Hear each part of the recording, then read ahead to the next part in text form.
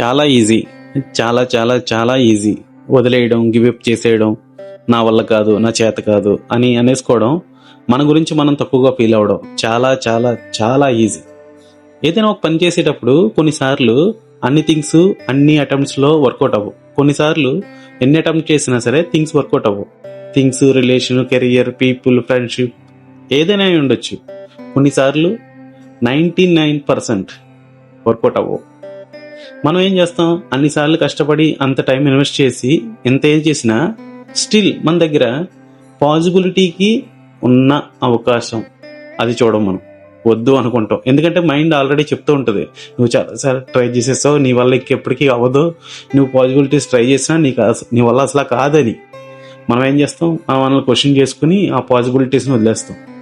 చెప్పేది ఒకటే, లైఫ్లో దేనికైనా if there is any reason 0.1% chance ఉన్నా సరే ఫైట్ ఫర్ ఇట్.